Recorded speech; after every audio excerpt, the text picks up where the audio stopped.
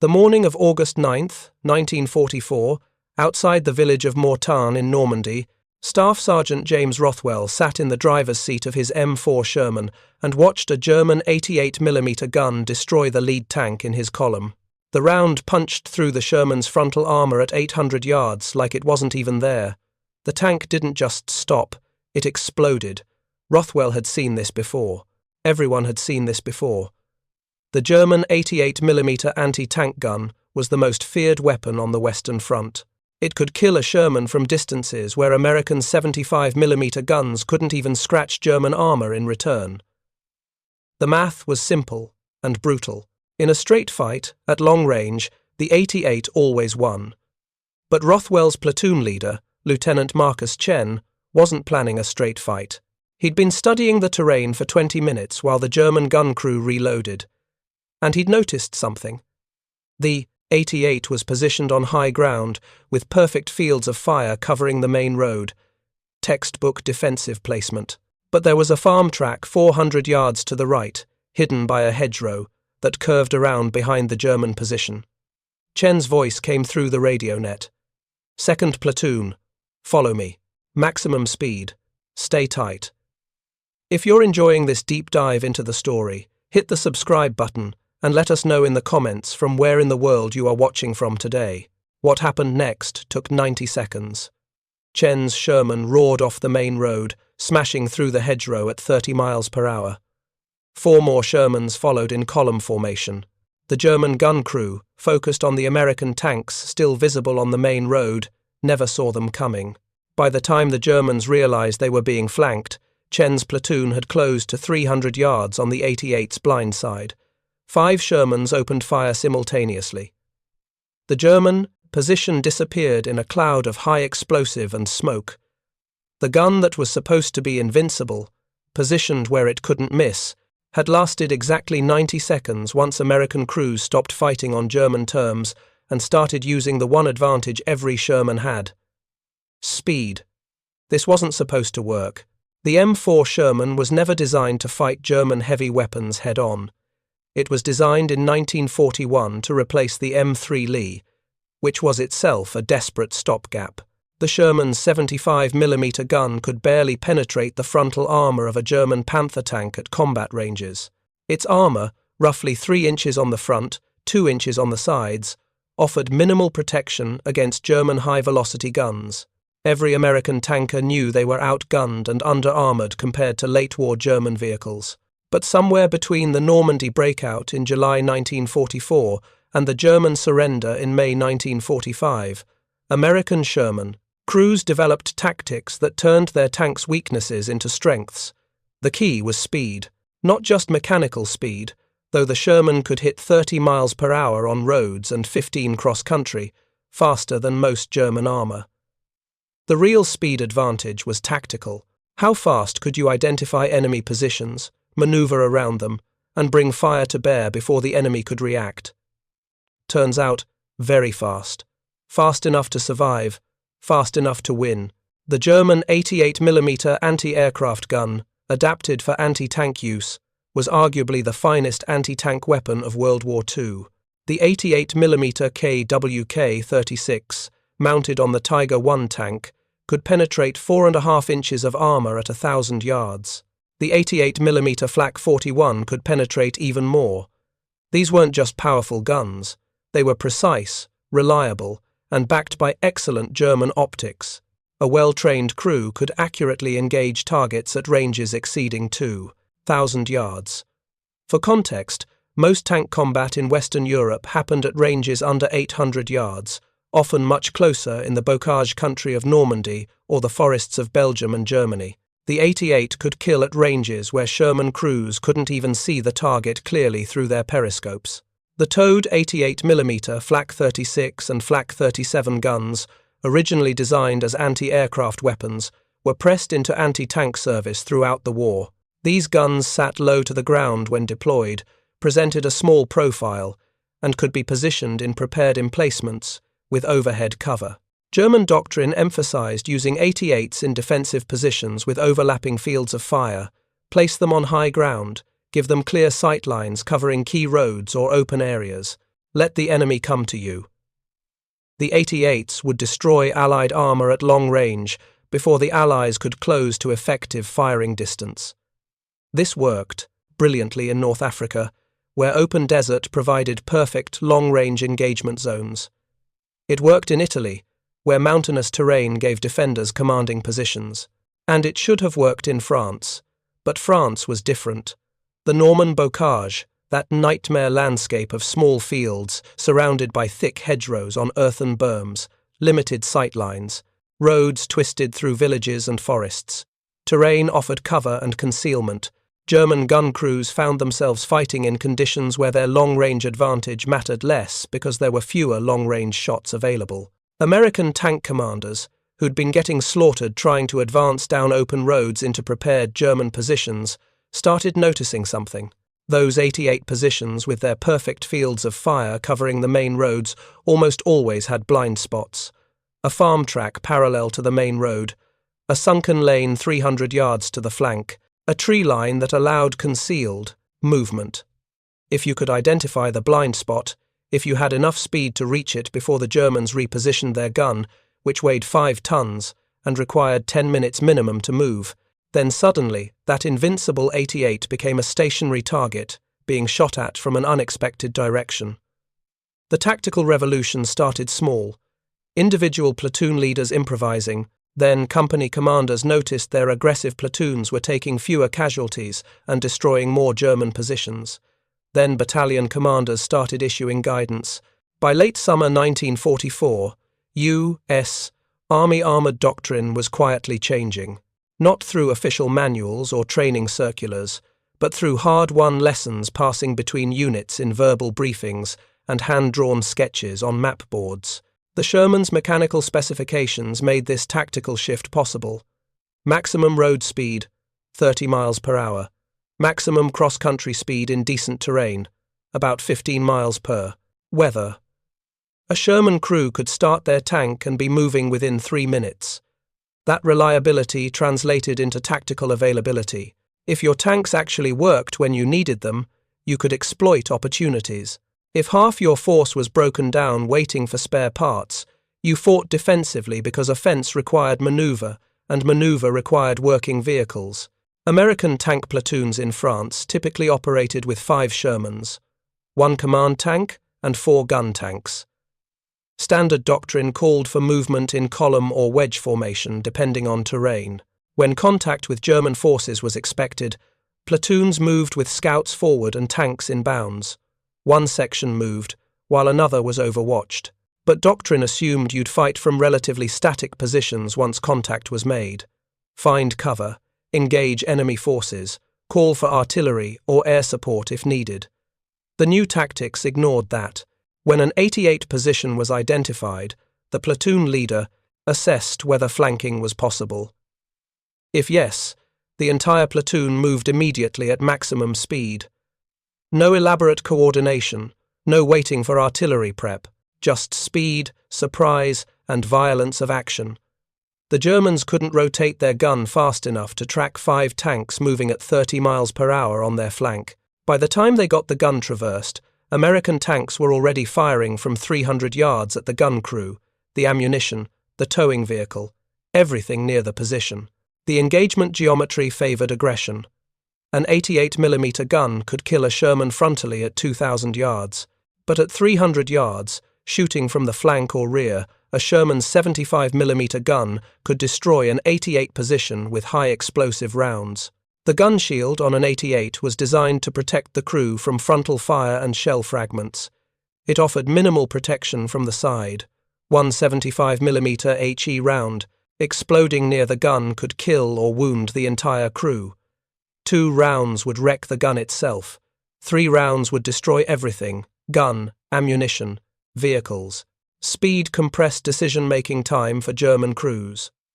Traditional anti-tank defense assumed you'd see the enemy approaching from a distance. You'd have time to range the target, make corrections, fire, reload, fire again. When Sherman platoons started making high-speed flanking attacks, German gun commanders had perhaps 20 seconds from the moment they realized they were being attacked from an unexpected direction to the moment the first American shells started landing. 20 seconds to identify the new threat, order the crew to traverse the gun, actually traverse the 5-ton weapon 90 degrees, acquire the target, and fire. It wasn't enough time. American tank commanders learned to identify the telltale signs of 88 positions. Freshly disturbed earth from digging. Camouflage netting that was too regular. The faint outline of a gun barrel against vegetation. More importantly, they learned to identify terrain that allowed flanking. The farm tracks, sunken lanes, forest edges that offered concealed routes around German defensive positions. Pre-attack reconnaissance became critical. Platoon leaders would spend 10 or 15 minutes studying the ground with binoculars before committing to an attack. They were looking for two things. Where was the German gun? And how could they get around it? The French terrain aided this tactical approach in ways the German defensive planners hadn't fully appreciated. Norman hedgerows, which made Allied advances so difficult in June and July, also provided concealment for flanking movements. The thick vegetation atop earthen berms, sometimes 8 feet tall, completely hid a Sherman until it crashed through at close range. German 88 crews positioned to cover roads found themselves blind to American tanks moving 50 yards away behind. Parallel hedgerows. Villages offered similar opportunities. Buildings blocked sightlines. Streets allowed rapid movement perpendicular to German defensive positions. A Sherman platoon could race through a village, emerge on the German flank, and engage before defenders realized the Americans had bypassed the main defensive line. The psychological impact on German gun crews was significant. 88 commanders had trained for years on the principle that their weapons' range and power made them nearly invulnerable in prepared positions. They expected to engage enemy armor at long range, kill several vehicles, maybe relocate if the counterfire became too intense. What they didn't expect was 5 American tanks appearing at 300 yards on their flank, moving at 30 miles per hour, firing on the move. German after-action reports from late 1944 mention repeatedly the problem of American tank platoons refusing to attack on predictable routes. One report from the 7th Army in November 1944 specifically notes that U.S. armored units were conducting rapid flanking movements against anti-tank positions before German forces could react or reinforce. The 92nd Chemical Mortar Battalion had attached forward observers with tank platoons to call in smoke missions. When an 88 position was identified, mortars would saturate the area with white phosphorus smoke, blinding the German crew. While the smoke obscured German vision, Sherman platoons would execute high-speed flanks. By the time the smoke cleared, American tanks were already in position on the German flank. This combination of smoke and speed proved devastating. German gun crews couldn't see to engage. American tank crews knew exactly where to go because they'd plotted their route before the smoke went down. Tank destroyers working with Sherman platoons provided overwatch during flanking movements. The M10 or M18 tank destroyers, with their high-velocity, 76mm guns, would establish positions with clear sightlines to the German 88. If the German crew attempted to traverse their gun to engage the flanking Shermans, the tank destroyers would engage from the original direction. This put German commanders in an impossible position. Keep the gun oriented on the tank destroyers and get killed by the Shermans. Rotate to engage the Shermans and get killed by the tank destroyers. Either way, the result was the same. By September 1944, American armored units were routinely defeating German anti-tank positions that should have been nearly impregnable. The Battle of Mortain in August 1944 provided multiple examples. German forces counterattacking toward Avranches deployed 88mm guns in commanding positions along the expected American withdrawal routes. U.S. tank battalions responded with coordinated flanking attacks. Companies would fix the German positions with frontal fire, while platoons maneuvered at high speed around both flanks simultaneously. German gun crews found themselves taking fire from 3 directions within minutes. The guns that survived the initial onslaught were overrun by American infantry following the tanks. Statistical analysis of tank engagements in France during August through December 1944 shows a dramatic shift. In June and July, when American units were still conducting frontal attacks against prepared German positions, Sherman losses exceeded 3-1 against 88s. By September, after flanking tactics became standard, the ratio had reversed. American units were destroying German anti-tank positions at ratios approaching 4-1 in favor of the Shermans. The change wasn't better equipment, it was better tactics enabled by adequate equipment and superior numbers. The numbers tell part of the story, but the human experience tells the rest. Sergeant Howard Mitchell, of the 2nd Armored Division, kept a detailed diary throughout his service in France and Germany from July 1944 through May 1945. His entries weren't supposed to exist. Army regulations prohibited detailed operational notes that could compromise security if captured. But Mitchell wrote anyway, in a small notebook he kept in his tanker jacket. His entry from September 23, 1944, describes an engagement near the Belgian border that captures exactly how Sherman crews had learned to fight. Mitchell's platoon encountered an 88 position covering a crossroads outside the village of Petit-Thiers. The German gun was dug in behind earthworks with excellent fields of fire down both roads. Mitchell wrote that his platoon leader, Lieutenant William Carnes, spent maybe 5 minutes studying the position through binoculars. Then Carnes called the platoon together on the radio net and explained the plan in about 30 seconds. They'd spotted a logging trail 300 yards west that curved around behind the German position. The trail was narrow, barely wide enough for a Sherman, but it offered complete concealment until they were within 200 yards of the 88. Carnes led. 4 Shermans followed in a tight column. Mitchell's tank was third in line. He wrote that they covered the distance in less than 2 minutes, crashing through underbrush at what he estimated was 25 miles per hour. The Shermans emerged from the tree line almost directly behind the German position. The 88 crew was facing the opposite direction, scanning the crossroads for targets. Carnes's tank fired first, high explosive, hitting the ground 5 yards from the gun. The second Sherman's round hit closer. By the time Mitchell's tank fired, the German crew was already running. The gun sat abandoned. The Americans put 6 more rounds into it just to be sure, destroying the breech mechanism and bending the barrel.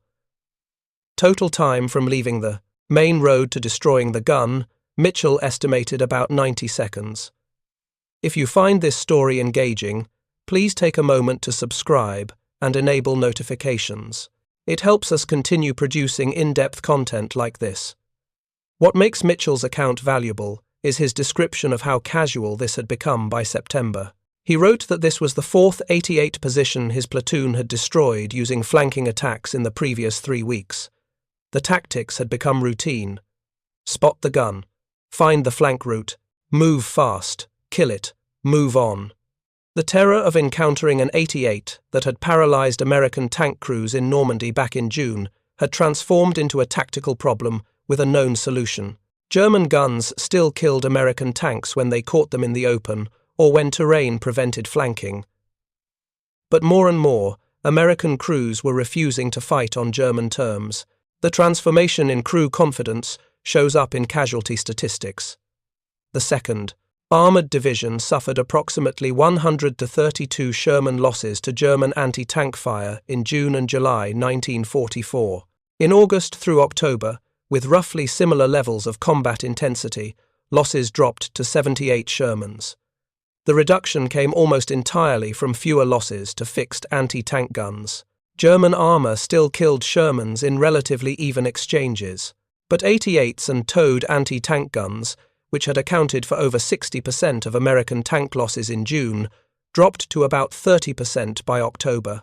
The German response to American flanking tactics was predictable but insufficient. Field commanders tried positioning 88s in mutually supporting positions where one gun could cover another's flanks. This worked in theory. In practice, it required twice as many guns to cover the same frontage, and by late 1944, Germany didn't have twice as many guns. Production of 88mm anti-tank weapons peaked in early 1944 and declined thereafter as Allied bombing disrupted German industry and raw material shortages worsened. German units that had deployed 88s in groups of 6 or 8 guns in Normandy were down to 3 or 4 guns by the autumn. Those remaining guns had to cover more ground, which meant fewer opportunities for mutually supporting positions. German doctrine evolved to emphasize mobility, moving 88s immediately after firing to avoid counterfire. But the guns weighed 5 tons. Moving required a half-track or truck to tow them. The process took 10 to 15 minutes minimum under combat conditions, longer if the gun was in a prepared emplacement. American tank platoons, executing high-speed flanking attacks, covered the distance and engaged in 90 seconds. The German guns simply couldn't displace fast enough to avoid being overrun once American tanks got around their flanks. Some German units experimented with placing 88s further back from the front lines, engaging at maximum range where American flanking movements would take longer to execute. This reduced losses to flanking attacks, but also reduced the gun's effectiveness. At ranges beyond 1,500 yards, even the excellent German optics struggled to acquire moving targets in the broken terrain of France and Belgium. Hit probability dropped significantly. American units learned they could accept occasional long-range fire if it meant avoiding close-range ambushes. A Sherman hit at 1,500 yards might survive if the round struck at an angle or hit non-critical components. A Sherman hit at 400 yards by an 88 was almost certainly destroyed. The tactical evolution wasn't limited to armoured units. American infantry learned to work with Sherman platoons during anti-tank operations. Infantry scouts would identify 88 positions and mark flanking routes.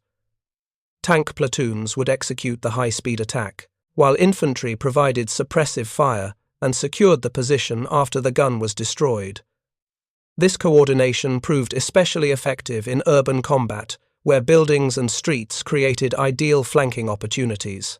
The fighting in Aachen during October 1944 demonstrated the technique repeatedly. German 88s positioned to cover main boulevards found themselves attacked from side streets by Sherman platoons guided by infantry scouts who'd spent hours mapping the city's layout. Artillery coordination improved as well. Forward observers learned to call for immediate smoke missions when 88s were identified. The smoke didn't destroy the German guns, but it blinded them long enough for Sherman platoons to close the distance. By the time the smoke cleared, American tanks were already in flanking positions. Some American units designated specific artillery batteries as on-call smoke support for armor operations. When a tank platoon requested smoke, rounds would land within 2 minutes. This level of coordination required extensive training and reliable radio communications, both areas where American forces held significant advantages over German units by late 1944. The mechanical reliability of Sherman tanks became a force multiplier for these aggressive tactics. Flanking attacks required tanks that started reliably, accelerated quickly, and didn't break down during high-speed movement over rough terrain. The Sherman suspension, using vertical volute spring bogies, handled cross-country movement reasonably well. The tracks, though narrower than German designs, provided adequate traction in most conditions. The engine, while not powerful by German standards, produced consistent power output. When a Sherman platoon leader ordered maximum speed, his entire platoon could execute without worrying whether half the tanks would suffer mechanical failures en route. Compare this to German armoured operations during the same period. The Panther tank, Germany's premier medium tank by late 1944, suffered chronic final drive failures. The transmission required constant adjustment, the interleaved road wheels jammed with mud and debris. German tank companies routinely operated at 50 to 60% strength, not because of combat losses, but because of mechanical breakdowns. A German tank commander planning an attack had to account for the fact that several of his tanks probably wouldn't make it to the objective. An American tank commander could reasonably expect his entire platoon to arrive. This reliability advantage compounded over time. A Sherman that completed a flanking attack and destroyed an 88 position would typically remain operational for the next engagement. The crew might need to refuel and rearm, a process taking 30 to 45 minutes, but the tank itself stayed combat-ready. A German Panther executing similar maneuvers had a significant chance of suffering mechanical failure during or after the engagement. Even if it survived combat, It might be non-operational the next day due to accumulated mechanical stress. The logistical system supporting American armored operations provided another critical advantage. When a Sherman threw a track or suffered engine trouble, recovery vehicles could typically reach it within hours. Spare parts were relatively abundant. Mechanics were well trained. Most mechanical problems could be fixed at the battalion level within 24 hours. Tanks suffering major damage went to division maintenance facilities, where more complex repairs were possible. The system wasn't perfect, but it worked well enough that American armored units maintained steady operational strength. German logistical support had collapsed by late 1944. Spare parts were critically short. Recovery vehicles lacked fuel to retrieve damaged tanks. Maintenance facilities were understaffed and undersupplied. A Panther suffering. Final drive failure might sit immobilized for weeks, waiting for replacement parts that never arrived. Eventually, the crew would cannibalize the tank for parts to keep other vehicles running, or they'd destroy it to prevent capture. German armored strength eroded not just from combat losses, but from logistical failure. The training pipeline tells another part of the story. American armored replacement training centers were producing trained tank crews at rates that kept pace with losses. By late 1944, most replacement crews arriving in Europe had spent at least 12 weeks in stateside training, followed by additional theater orientation. They weren't as experienced as veteran crews, but they understood basic tank operations and tactics. More importantly, they arrived in sufficient numbers. American armored divisions maintained near full personnel strength throughout the campaign. German replacement training had deteriorated badly. Training time was cut repeatedly to push replacements to combat units faster. By late 1944, some German tank crews received as little as 3 weeks of training before deployment. They lacked experience with their vehicles, didn't understand combined arms tactics, and often arrived at their units without having fired their tank's main gun more than a handful of times. Even when Germany managed to build new tanks, finding trained crews to operate them became increasingly difficult. The Battle of the Bulge in December 1944 provided the ultimate test of American versus German armored tactics under winter conditions. German forces achieved tactical surprise, broke through American lines, and advanced rapidly for the first few days. But as American units recovered and counterattacked, the familiar patterns emerged. German armor operating offensively ran out of fuel, suffered mechanical breakdowns, and got bogged down in difficult terrain. American armored units initially pushed back, regrouped, and began executing the tactics they'd perfected over the previous 6 months. The fighting around Bastogne exemplified this. German forces surrounded the town but couldn't take it despite having significant armor superiority locally. American Sherman platoons inside the pocket used their speed and maneuverability to shuttle between threatened sectors, counterattacking German infantry and armor, attempting to infiltrate the perimeter. When Patton's Third Army counterattacked from the south to relieve Bastogne, Sherman-equipped armored divisions moved at speeds German commanders found incomprehensible given the terrible winter weather and difficult terrain. The 4th Armored Division covered 50 miles in 48 hours through snow and ice to reach Bastogne, fighting almost continuously. German units attempting similar movements during the same period averaged less than half that distance and suffered massive vehicle losses to breakdowns. The mechanical reliability advantage that enabled flanking tactics at the tactical level also enabled operational mobility at the division level. American armored formations could move, fight, move again, and keep fighting. German armored formations moved, fought, broke down, and sat waiting for fuel and parts that never came. The final evidence comes from German prisoner interrogations and captured documents. American intelligence officers systematically debriefed, captured German tank and anti-tank crews throughout the campaign. By early 1945, a consistent pattern emerged in German assessments of American armor tactics. German soldiers described American tank units as aggressive, fast-moving, and increasingly skilled at combined arms operations. They specifically mentioned the difficulty of engaging American tanks that refused to attack along predictable routes. One captured German anti-tank officer, questioned in February 1945, described American tactics as cowardly, because the Shermans wouldn't fight head-on where German guns could engage them effectively. His interrogator noted that the German officer seemed frustrated that American units had figured out how to neutralize the 88's range advantage through maneuver. The interrogation report concluded that German anti-tank doctrine remained focused on long-range engagements, while American doctrine had evolved towards speed and flanking, rendering German advantages increasingly irrelevant. The cost-benefit analysis favored American approaches overwhelmingly. Training a tank crew cost roughly the same regardless of nationality, somewhere between $8,000 and $15,000 in 1944 terms, accounting for instructor time, fuel, ammunition, and facilities. The Sherman itself cost approximately $60,000 to produce, including the basic vehicle, radio, weapons, and initial ammunition load.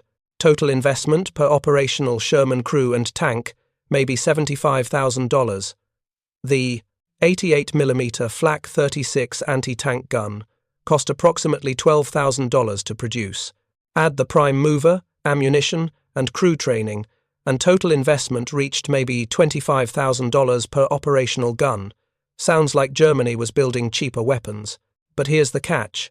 That $75,000 Sherman could destroy multiple 88s over its operational life if used intelligently. The $25,000 88 was immobile, once deployed, vulnerable to flanking, and became worthless the moment American tanks got around its field of fire. American factories were producing roughly 2,000 Shermans per month by late 1944. That's $150 million per month in combat power that could move, fight, and adapt to battlefield conditions. German 88 production peaked at maybe 250 guns per month, about $6 million worth of static defensive weapons. The United States was outproducing Germany by 25-1 in deployable armor, and American tactics maximized the effectiveness of that numerical advantage. The Sherman wasn't a great tank by the technical standards that armchair historians love to debate. Its armor was mediocre. Its gun was adequate but not exceptional.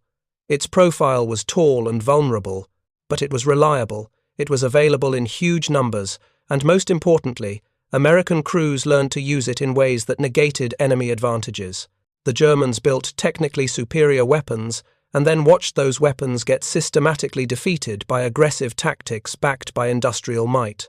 Speed mattered more than armor when speed allowed you to avoid enemy fire entirely. Maneuverability mattered more than gunpowder when maneuverability let you shoot at enemy weak points instead of attacking their strengths. Numbers mattered more than individual quality when you could afford to trade tanks knowing replacements would arrive next week. American commanders understood these principles by late 1944. German commanders understood them too. But understanding didn't matter when you lacked the industrial capacity to match American production or the fuel to move your technically superior tanks. The transformation of American armor tactics from June to December 1944 represents one of the most successful battlefield adaptations of World War II. Units that had suffered devastating losses attacking German defenses frontally learned to use speed and maneuver to attack from unexpected directions. The Sherman's mechanical characteristics, particularly its reliability and adequate speed, made these tactics possible. But the real change was psychological and doctrinal. American crews stopped fighting on German terms and started dictating engagement conditions themselves. The 88mm gun remained a dangerous weapon throughout the war. German crews with good positions and clear fields of fire could still destroy Shermans at long range. But increasingly, American units denied German crews those conditions. By forcing combat at close range from unexpected directions, American armor negated the 88's primary advantages. The gun that was supposed to make German defensive positions nearly impregnable became just another target for aggressive Sherman platoons that had learned how to flank at 30 miles per hour. The final irony is that the Sherman's supposed weaknesses enabled its tactical strengths. Because it wasn't heavily armored, it was relatively light. Because it was light, it could move quickly and reliably. Because it moved quickly and reliably, crews could execute aggressive maneuvers that heavier, more powerful German tanks couldn't match. The best tank wasn't necessarily the one with the thickest armor or the biggest gun. The best tank was the one that worked when you needed it, moved where you wanted it to go, and could be used by crews smart enough to fight on their own terms rather than the enemy's. By May 1945, when Germany surrendered, American armoured divisions had pushed from France through Belgium and into Germany itself. They'd done it driving Shermans that were supposedly inferior to German armour. They destroyed thousands of German tanks, anti-tank guns, and defensive positions. They'd done it not through technical superiority, but through tactical evolution backed by industrial might and mechanical reliability. The 88mm gun that German crews thought made them safe from American armour turned out to be vulnerable to something German doctrine hadn't adequately prepared for. Sherman crews who'd learned to flank at 30 miles per hour and close the distance in 90 seconds. The lessons extended beyond World War II. Modern armoured doctrine emphasises mobility, combined arms coordination, and attacking enemy weaknesses rather than engaging enemy strengths directly. These principles trace directly back to the tactical evolution American Sherman crews pioneered in France during 1944. The technology has changed dramatically. The fundamental principles remain the same. Speed, maneuverability, and aggressive tactics can overcome superior firepower and protection if applied intelligently. The Sherman tankers who developed these tactics didn't write technical papers or publish their methods in military journals during the war. They were too busy fighting. But their innovations, passed from veteran crews to replacements through verbal instruction and hard experience, transformed American armour effectiveness and contributed materially to Allied victory. The 88mm gun remained Germany's finest anti-tank weapon. It just stopped being enough once American crews figured out how to get around it in 90 seconds. Thank you for watching. For more detailed historical breakdowns, check out the other videos on your screen now, and don't forget to subscribe.